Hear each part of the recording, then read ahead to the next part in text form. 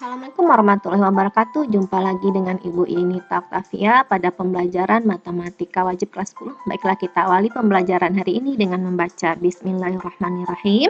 Kita akan mempelajari tentang fungsi inverse.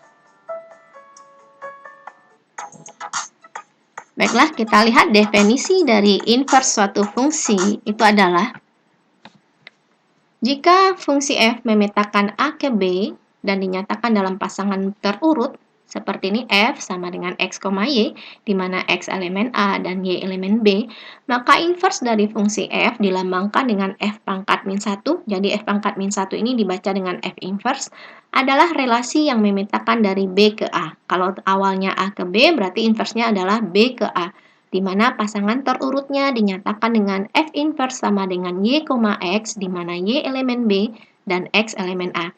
Jadi lihat di sini ya, kalau fungsi awalnya x, y, kalau inverse-nya adalah y, x. Kalau digambarkan dalam bentuk diagram panah, seperti ini bentuknya, yang f itu adalah dari a ke b, sementara yang f inverse itu adalah dari b ke a. Sekarang kita akan lihat sifat-sifat dari fungsi inverse. Sifat yang pertama, fungsi f dari a ke b dikatakan memiliki fungsi inverse, yaitu dari b ke a, jika dan hanya jika fungsi f merupakan fungsi bijektif.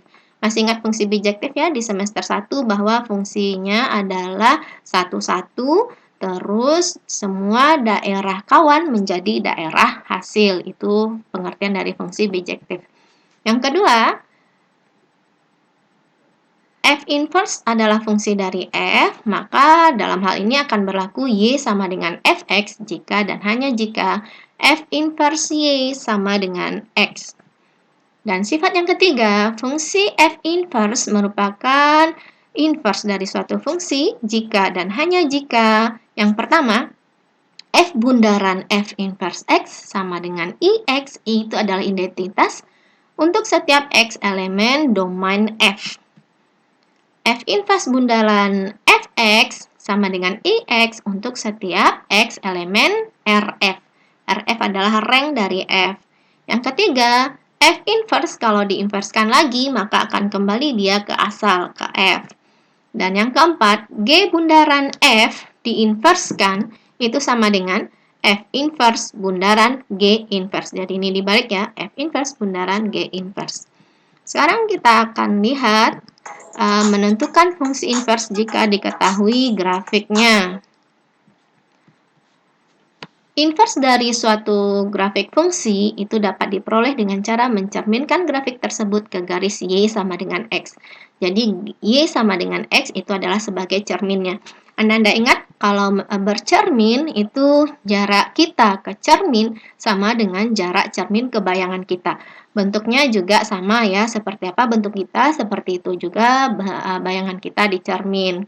Nah, kita lihat contohnya. Andaikan ini garis Y sama dengan F ini, Fx dia berupa garis, yang merah ini Ibu cerminkan, maka yang sebagai gambar inverse-nya, ini sebagai cerminnya ya, yang sebagai cerminnya adalah Y sama dengan X.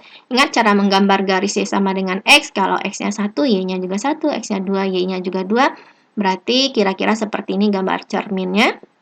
Kalau Fx kita cerminkan terhadap Y sama dengan XX, Y sama dengan X ini, maka untuk bagian atas dia berada sebelah kiri cermin, bayangannya nanti akan berada di sebelah kanan cermin.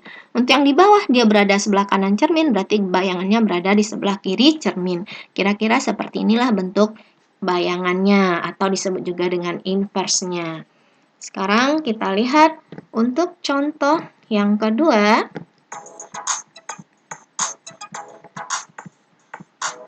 Nah, lihat seperti ini gambar untuk fungsi yang akan dicari inverse-nya. Ini seperti parabola terbuka ke kiri. Yang sebagai cerminnya ini dia. Sebagai cerminnya adalah Y sama dengan X. Ingat, ini Y sama dengan X, garisnya seperti ini. Ini kalau dicerminkan, berarti sebelah kiri dia berada di sini kira-kira. Terus yang puncaknya berada di sini, dan yang ujungnya berada di sebelah kanan cermin. Maka seperti inilah nanti bentuk grafik inverse-nya. Ini adalah gambar dari f inverse x. Demikianlah penjelasan untuk hari ini. Mudah-mudahan dapat dipahami. Wassalamualaikum warahmatullahi wabarakatuh.